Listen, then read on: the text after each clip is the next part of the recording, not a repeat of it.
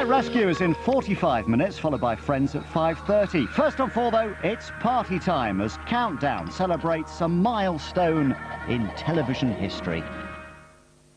I've been dancing ever since I can remember. Sometimes you hear a piece of music and you just have to get up and do some dancing. It just makes you calm and it just does something to your soul. Countdown cholesterol with Flora Proactive.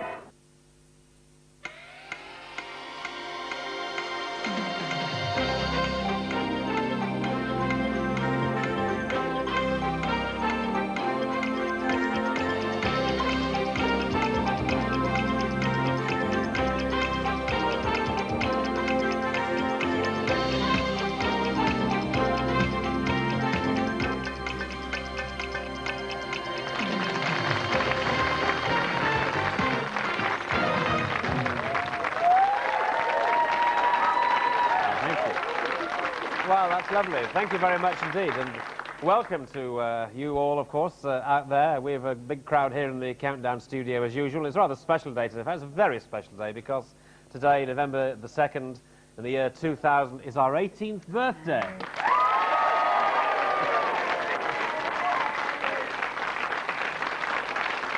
Yeah, well, because it was what it was, November the 2nd, 1982. At 4:45 p.m. that Countdown went on the air, and I remember that moment very well. I'm sure a lot of you watching will do so. What about you, Carol? Oh, it was I do, a nervous yes. moment, wasn't it? Well, because not many people had video recorders in those days, did they? 18 years ago.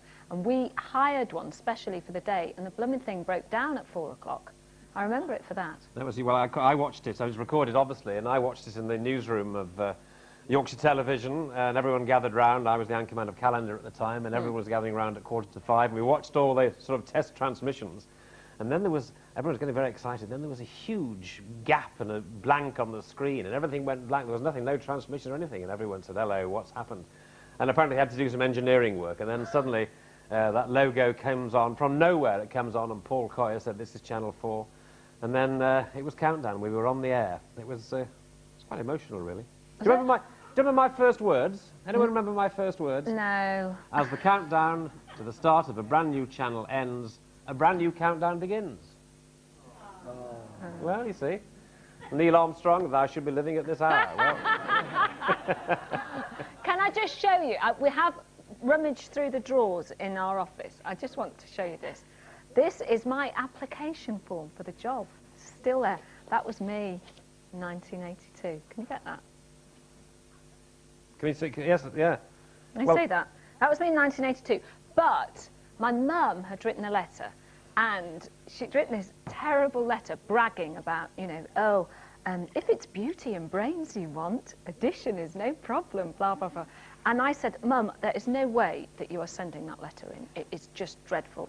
So she actually forged my signature on this letter and sent it in. Ah, I see. Didn't realise that till I've just seen it. Anyway, just to say that the first night, of course, got 3.8 million viewers, which was fantastic. You know, wonderful. Everyone watched the first night of Channel 4, the first afternoon of Channel 4. The next day, we just lost the 3 million and made do with the 8 million for the 0.8 million. And the next day it went down to 0.6 million, but we survived and we're still here. And so thanks for all your help. Now, I'm waffling on a bit because we've got longer to play with today. But we've got a rather special game, actually.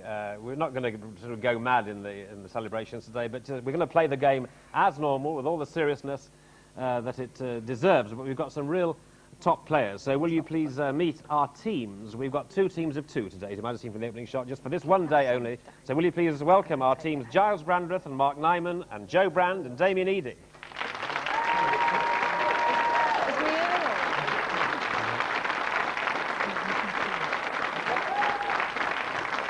I'll just tell you about them. And what can I say about these two that you don't already know? One of them, of course, is an old Countdown favourite. He appeared in Dictionary Corner well over 100 times. And he's earned a nationwide reputation for his appalling fashion sense, his smug mannerisms, and his love of the sound of his own voice. It was allegedly once said that if he tried to write his own autobiography, he'd die of boredom after the very first page. The other one is a former Conservative MP for Chester. Excellent. Welcome to Mark and Giles. Very good. Thank you.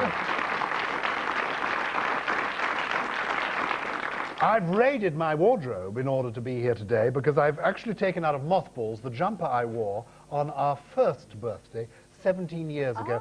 And I noticed, actually, Carol and I were saying what fun it is that we can still so easily slip into the outfits we wore all those years ago. This is true. Which is rather nice. And Mark is here, and I first met Mark in 1982, 83. Yeah, around then. And I took him out from kindergarten and brought him along here, and then he became champion of champions. And That's right, yeah. so all our yesterdays are recreated. It's lovely to be back with you, Richard. Yes. Mark, of course, went on to be World Scrabble Champion. Yeah. And, of course, became producer of Countdown. So, and as well as a doyen of Dictionary Corner. So that's that team. Anyway, now these other fine specimens, as you can see, they've both been let out of their jars for the afternoon. She is renowned for her sense of fun and witty repartee. He is tall. She has audiences rolling in the aisles from Land's End to John O'Groats. He has dark hair. So please welcome Countdown's favourite comedian, Joe Brand, and a partner, tall, dark-haired bloke.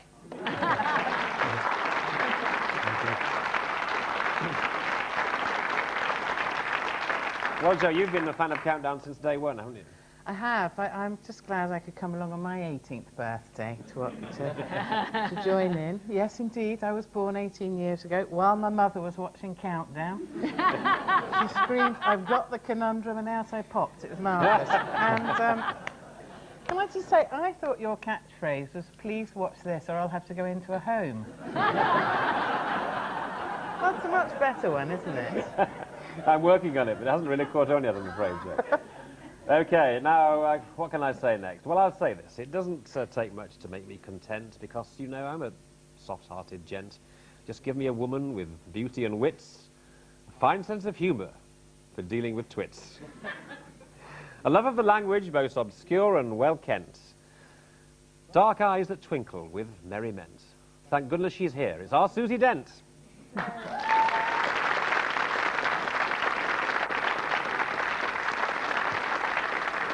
OK, what we're going to do, we are going to have a bit of fun, if you don't mind. I know that, so we are going to play it seriously, though, so I know you, often at home you don't like when we fool around a bit, but we just feel it's a bit of a fun day today, but we're going to play the game seriously because it's really going to emerge as a battle, I think, between Mark and Damien, with additional material supplied by Giles and Joe.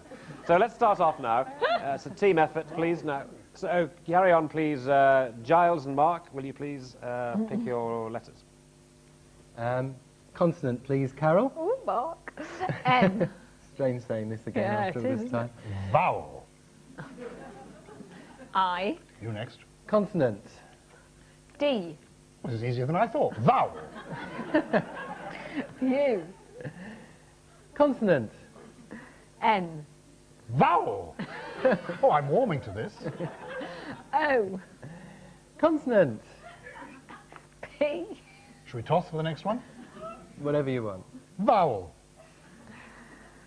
E. And a consonant. Beautifully said. S. OK, 9 in a line, 30 seconds is the time.